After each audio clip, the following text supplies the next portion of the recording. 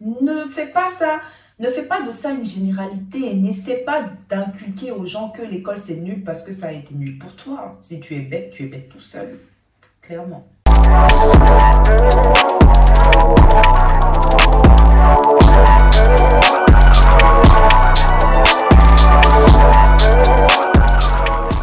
Hello tout le monde, j'espère que vous allez tous et toutes très bien. On se retrouve aujourd'hui pour une nouvelle vidéo comme chaque lundi. On est dans un cadre un peu différent parce que j'en avais marre de filmer dans ma chambre. Du coup là je filme dans ma cuisine, c'est pas beaucoup mieux, mais quand même je préfère un petit peu ça. C'est la première fois que je filme avec mon téléphone. J'espère que tout sera bien, que le son sera bien, tout ça. Je l'ai jamais fait avant, donc on va tenter un petit peu cette nouvelle expérience ensemble. Il y a quelques jours, j'étais là et je faisais un petit récap de ma vie. Moi, je suis beaucoup comme ça, je suis beaucoup en train de réfléchir. Qu'est-ce que j'ai fait il y a 5 ans qui va impacter les 5 prochaines années? Je réfléchissais, ce genre de choses-là et tout. Et j'ai repensé à la période de mon adolescence. Parce que c'était vraiment une belle période pour tout le monde, je pense. C'est la période de la découverte, c'est la période des nouveautés, des nouvelles expériences et tout ça. Et je me suis dit, il y a eu des erreurs dans toutes les adolescences. Je me suis dit qu'il y a eu des erreurs qui ont été commises et qu'il y a des choses que j'aurais aimé qu'on me dise, clairement. Il y a des choses que j'aurais aimé savoir, en fait. Il y a des paroles que j'aurais aimé entendre. Des petites choses que j'aurais aimé savoir, en fait, pour mieux appréhender cette période-là de la vie. Et donc aujourd'hui, je viens vous dire 5 choses que j'aurais aimé qu'on me dise quand j'étais ado. Avant de commencer la vidéo, je tiens vraiment à dire merci à toutes les nouvelles personnes qui se sont abonnées entre temps. Je voulais vous demander aussi de vous abonner à la chaîne pour celles et ceux qui ne l'ont pas encore fait, de partager le contenu de la chaîne pour pouvoir m'aider, ça serait super sympa. Et sans plus tarder, on commence directement la vidéo. La première chose que j'aurais aimé qu'on me dise quand j'étais ado, c'est que je ne suis pas obligée de faire comme les autres. Je ne suis pas obligée de ressembler aux autres et que ce n'est pas... C'est pas si mal d'être différent en fait. Pour vous donner un exemple, je ne sais pas si vous voyez dans les films américains et tout ça, il y a toujours les groupes dans les lycées. On a les sportifs, on a les geeks, on a les pom-pom girls, on a les émos et tout. Et ces petits groupes-là en fait se baladent vraiment entre eux. Et on a toujours un groupe qui va stigmatiser un autre. Il y en a qui sont différents, mais on se rend compte que dans ces films-là et dans ces groupes-là, il y a toujours certains adolescents qui n'ont pas envie d'être comme le groupe en fait. Ou alors qui ne se sentent pas vraiment dans le groupe, mais qui suivent parce que c'est la tendance, parce que c'est être cool, parce qu'on se dit que voilà, je traîne avec des gens cool, donc je suis obligée de martyriser les autres. Ou alors je suis obligée de boire, je suis obligée de fumer et tout ça. Alors que pas du tout. En fait, c'est vrai que l'adolescence, c'est la période où on commence à se découvrir, on commence à faire les premières expériences, on commence à avoir un petit peu les changements physiques, on commence à s'intéresser au sexe opposé, voilà, plein de choses comme ça. Et on a tendance en fait à se référer à une personne ou alors à un groupe de personnes qu'on croit cool parce que eux ils ont tout expérimenté, parce que eux ils ont tout fait. Et la plupart du temps, c'est des menteurs. Ils n'ont rien fait du tout, c'est juste pour se rendre intéressant. Donc, on a tendance à se référer à eux, à se dire que voilà, j'ai envie d'être comme eux. On s'identifie à eux, on se dit qu'ils sont cool parce qu'on les a vus fumer, parce qu'on les a vus boire, parce qu'on les considère un petit peu comme des délinquants, genre des hors-la-loi et tout. Et donc, on a tellement envie de s'identifier à eux, de paraître cool, qu'on fait des choses parfois qu'on n'a pas envie de faire en fait. On va sortir tard, on va mentir aux parents, on va se cacher pour faire des bêtises et tout. Alors que quand tu rentres chez toi le soir, tu te rends compte que tu n'es pas comme ça et que ça ne te plaît pas forcément. Bon, oui, je l'ai fait, oui. Bon, qu'est-ce qui se passe? Ça me plaît pas, j'aime pas.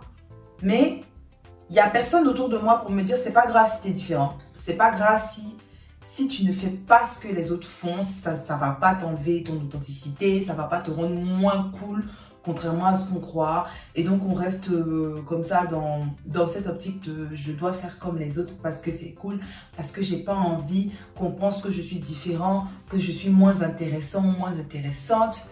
Et on se retrouve à faire des choses dont on n'a pas forcément envie. Et moi, je pense que c'est important d'apprendre aux adolescents et aux adolescentes que tu n'es pas obligé d'être comme les autres. Clairement, tu n'es pas obligé d'être comme les autres, tu n'es pas obligé de faire comme les autres, Tu n'es pas obligé de traîner même avec les autres. Hein. Franchement, à l'âge adulte, moi, plus le temps passe, moins j'ai envie de voir des gens. Je vais pas mentir et tout. C'est vrai, j'ai mon petit cercle d'amis, mais sincèrement, je me rends compte que la solitude, c'est pas mal.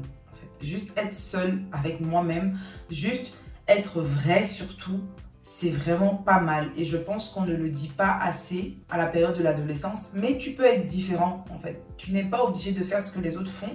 Si tu n'aimes pas boire, bah ne bois pas.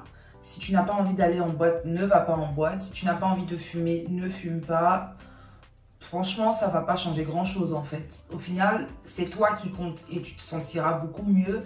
Et surtout, tu seras resté vrai en fait. Tu seras resté vrai parce qu'au final, avec le recul, on se rend compte que plein de personnes adolescentes qui veulent se rendre intéressantes, qui sont mal polies, qui parlent mal, qui découchent, qui font... Au final, ils ont un mal-être en fait. Et au final, des fois, c'est des choses qu'ils n'ont pas envie de faire, mais qu'ils font pour attirer l'attention. C'est pas forcément plus intéressant de se comporter comme ça, d'être mal poli, d'être mal élevé, de voler, de mentir. Alors que on le fait quand même en se disant, ouais, c'est cool.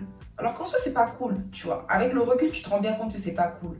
Et vraiment, j'aurais aimé qu'on me dise, tu n'es pas obligé d'être comme les autres. La deuxième chose que j'aurais aimé qu'on me dise quand j'étais ado, c'est que tes parents sont tes meilleurs alliés. Alors, avant de commencer cette partie-là, je tiens à dire que c'est subjectif. C'est vraiment au cas par cas. Parce qu'il y a des personnes qui ont des relations très toxiques avec leurs géniteurs et génitrices.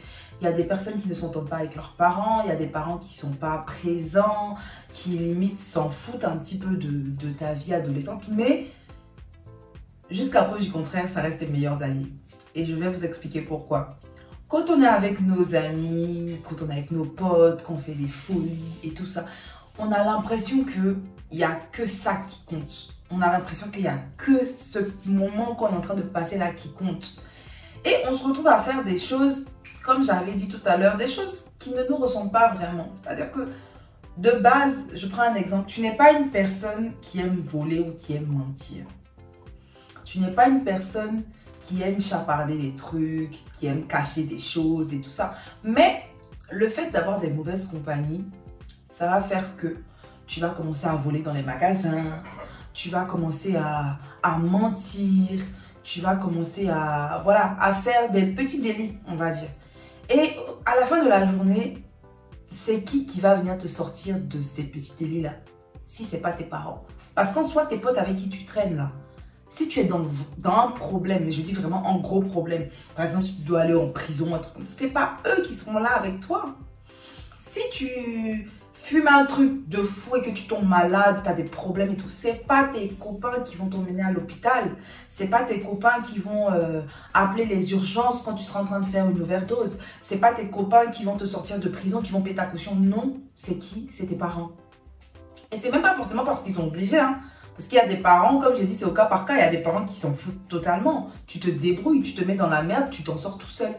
Mais au final, c'est tes parents qui seront à côté de toi quand tu seras dans les moments difficiles de ton adolescence, quand tu auras toutes ces questions-là. Pourquoi? Parce que eux aussi sont passés par là, hein. Je veux dire, tes parents, ils ont été des ados, en fait, et ils appréhendent mieux les choses. Et tes parents, ils ont su vraiment capter tout ce qui est malsain dans l'adolescence et en sortir le meilleur, en fait. Avec l'expérience, avec l'âge adulte maintenant, avec la maternité, la paternité, ils ont compris qu'il y a des choses en fait que tu vis en tant qu'adolescent qui te forgent dans ta vie adulte et qui vont te marquer jusqu'à la fin de ta vie même. Et donc en fonction de ça, ils se disent, je ne veux pas que mon enfant répète ces erreurs-là. Je ne veux pas que mon enfant se mette dans la merde comme je me suis dans la merde. C'est vrai qu'il doit expérimenter, c'est vrai qu'il doit connaître des choses et tout ça parce que bon, voilà, on va pas se mentir, hein. Quand tu n'as pas l'expérience, tu as envie de toucher à tout, tu as envie de voir tout et tout ça. Mais à la fin de la journée, c'est qui les personnes qui vont se pencher sur ton lit ou alors sur ton lit d'hôpital ou n'importe où? Ces personnes-là qui vont se dire vraiment, je veux le meilleur pour lui. Parce que tes potes, je suis désolée, ça va te faire bizarre, mais tes potes là, c'est dans l'instant. Parce qu'à la fin de la journée, que tu te sentes bien ou pas, ils s'en foutent. Je vais pas te mentir, ils s'en foutent pas mal en fait. Parce que chacun a ses problèmes, chacun a ses soucis, voilà.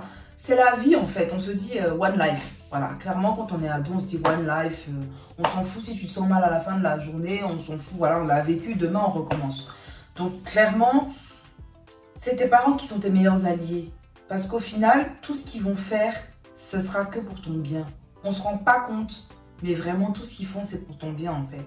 Même quand on te prive de sortie, même quand on te dit non, je te donne pas d'argent, c'est pour ton bien parce que on suppose qu'ils vont te donner de l'argent. Tu vas aller acheter de la drogue, par exemple.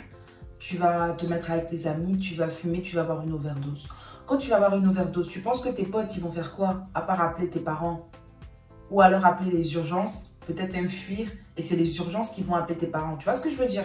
Donc au final, il faut comprendre que tes meilleurs alliés dans cette période de ta vie, là, les personnes qui vont te soutenir no matter what, ceux qui seront avec toi, peu importe ce qui va se passer, en fait, que ce soit bien ou pas, qui vont te gronder. C'est vrai qu'ils vont te gronder, mais c'est pour ton bien. Vos parents, ça reste vos meilleurs alliés. Je ne dis pas forcément vos meilleurs amis. Je dis vos meilleurs alliés. Depuis le début, je dis alliés.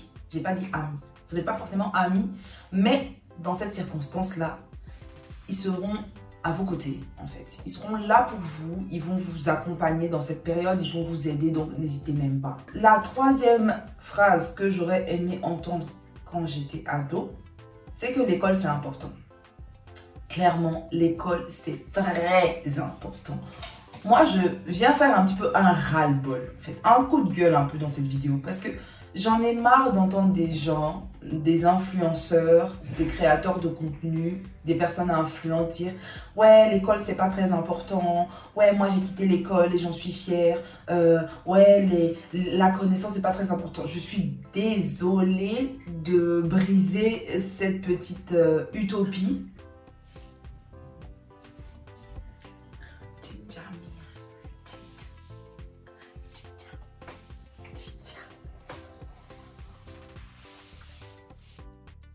C'est nul de dire à la jeunesse que l'école c'est pas important, que il faut pas forcément être intelligent pour s'en sortir et tout. Moi je trouve ça quand même dommage parce que je trouve qu'on est dans une société actuelle où on est tout le temps sur le physique, plus que la culture de l'intellect. Voilà.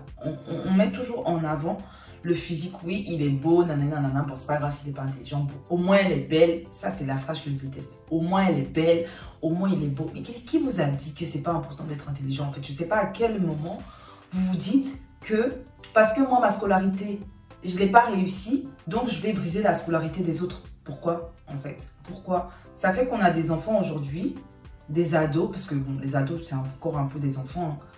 On a des ados qui délaissent l'école, qui se disent que ça vaut rien, que de toute façon je vais pas m'en sortir. Et non, non. Parce que ce que vous oubliez, l'adolescence, c'est un passage.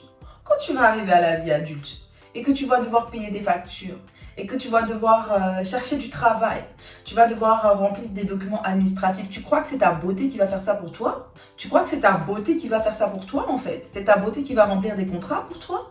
Je ne crois absolument pas en fait. C'est très important de privilégier les études, c'est très important de privilégier le volet éducatif en fait, parce que, excusez-moi, mais j'ai envie de dire que la beauté, contrairement à ce qu'on veut faire croire en se disant ouais, il est beau, c'est unanime, ouais, elle est belle, c'est unanime, non. La beauté, c'est dans les yeux de la personne qui regarde. Et les filtres, c'est pas la beauté. I said what I said. Voilà. On est tous beaux avec des filtres. Tous. On est tous beaux avec des filtres, on est toutes belles avec du maquillage et tout ça. Mais à la fin de la journée, c'est quoi ta plus-value dans la société en fait? Parce qu'on est dans une société où tout le monde est beau. Donc toi, t'apportes quoi plus en fait au final? Parce que là maintenant, c'est l'image, il y a les filtres, il y a Instagram, il y a Photoshop, il y a FaceApp, il y a tout. Mais c'est quoi ta plus-value en fait? Quand tu ouvres la bouche, qu'est-ce qui ressort? Il y a des gens qui sont très beaux, hein, mais quand ils commencent à te parler, tu es dégoûté, tellement ils sont bêtes.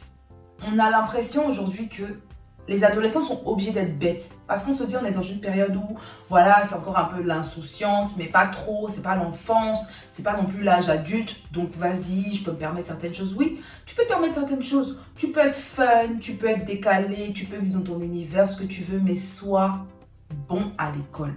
Ça va te sauver la vie. Parce qu'on ne sait absolument pas de quoi demain est fait. Et demain, peut-être que tu n'auras plus tes parents pour être avec toi, pour t'épauler dans certaines choses. Peut-être que tu vas être parent toi-même assez jeune et que tu vas devoir prendre des responsabilités. Excuse-moi, mais ton bagage intellectuel, ça va te servir. Clairement, ton bagage intellectuel, ça va te servir. Et qu'on le dise ou non, l'école, les études, c'est la voie la plus sûre d'avoir un travail. Sincèrement. Et quand je dis l'école ou les études, c'est pas forcément les trucs tout carrés, genre littérature, sciences. Non, non, non, non, non. Même les études, même la mécanique, les études d'art et tout ça. Il faut quand même que tu aies quelque chose en plus que ton physique et que ta beauté. C'est bien beau l'amusement, c'est bien beau, c'est bien cool d'aller en boîte, c'est bien beau de faire les fous, YOLO, on n'a qu'une seule vie. Justement, on n'a qu'une seule vie. Et c'est parce qu'on n'a qu'une seule vie qu'on ne veut pas se rater. Vous pensez que si vous n'êtes pas intelligent ou que vous n'avez pas un petit peu un bagage intellectuel, vous serez capable en fait de réussir votre vie demain? Ceux qui vous disent ça, bah, c'est des menteurs. Parce que si eux demain, ils n'ont plus la beauté parce que le corps est vieilli, ta beauté ne sera pas toujours là. Tu peux avoir un accident, tu peux avoir un problème, tu peux avoir ce que tu veux, ta beauté va être entachée. Tu penses que ton cerveau là, les connaissances que tu connais, ça va être entaché? Je ne crois pas.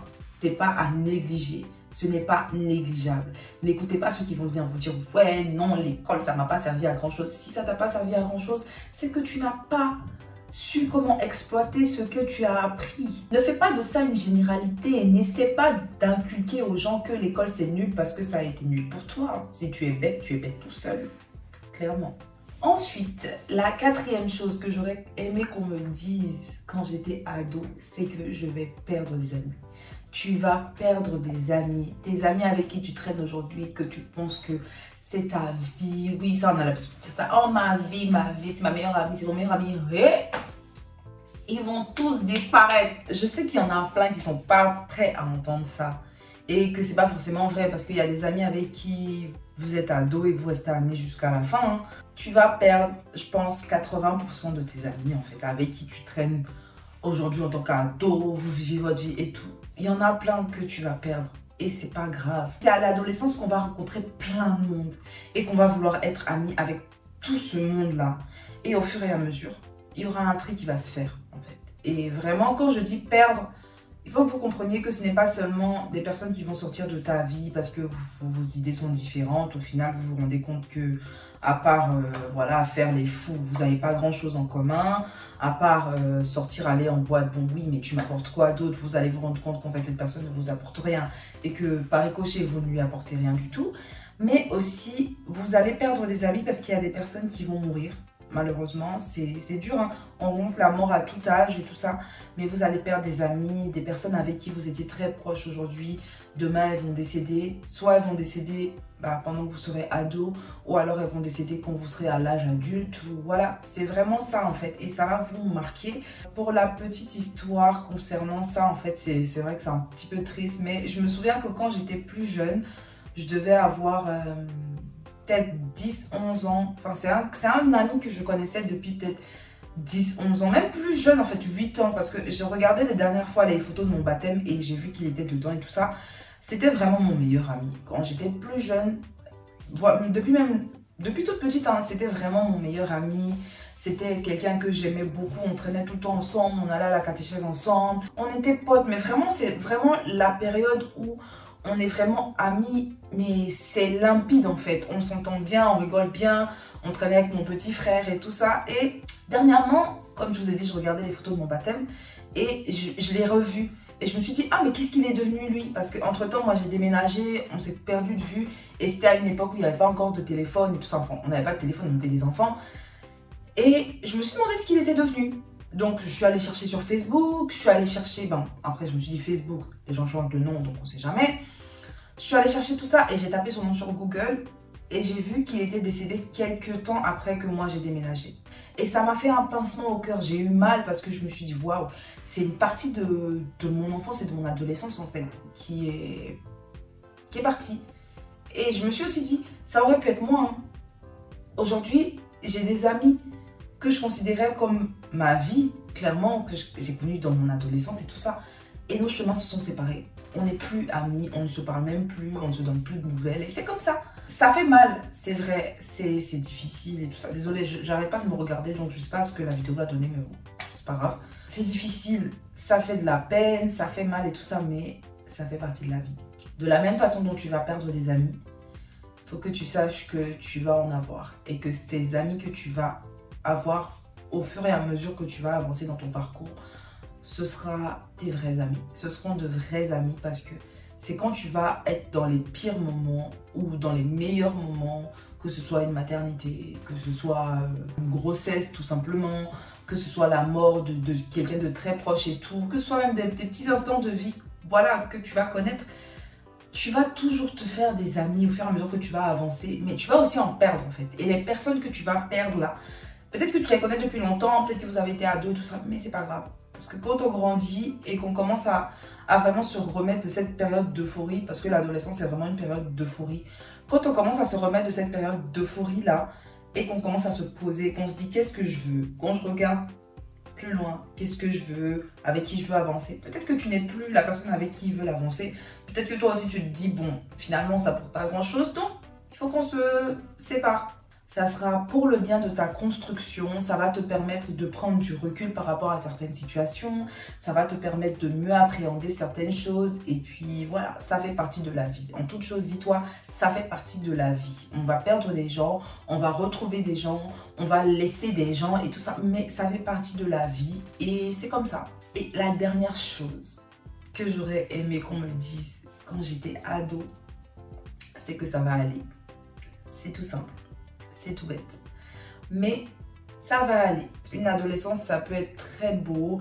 Tu peux avoir de très bons souvenirs. Tu peux passer de très bons moments. Comme ça peut être le chaos total. Tu ne te retrouves pas. Tu as des insécurités. Tu n'as pas d'amis. Tu te sens nul. Tu te sens rejeté et tout ça. Mais ce n'est qu'une étape. Ce n'est qu'un passage. Ça va aller. Les choses vont s'arranger. Je sais que quand on est dans cette période de la vie, on a pour habitude de croire que c'est définitif en fait, qu'il n'y a rien qui va s'arranger, que ça va rester comme ça jusqu'à la fin, mais c'est pas du tout le cas. Les choses vont s'arranger, tout va bien se passer, t'inquiète pas, c'est normal. Tu n'es ni la première ni la dernière personne à passer par cette étape-là, on y est tous passés. Et profites-en. Parce que ce qui vient après, ça peut être très beau. Et ça peut être dur. La vie d'adulte, c'est pas pour n'importe qui. La vie d'adulte, c'est dur. Donc vraiment, profite de ton adolescence. Amuse-toi bien. Fais-toi des bons souvenirs. Fais-toi des bons potes. Tire les bonnes leçons. Sois bon dans tes études.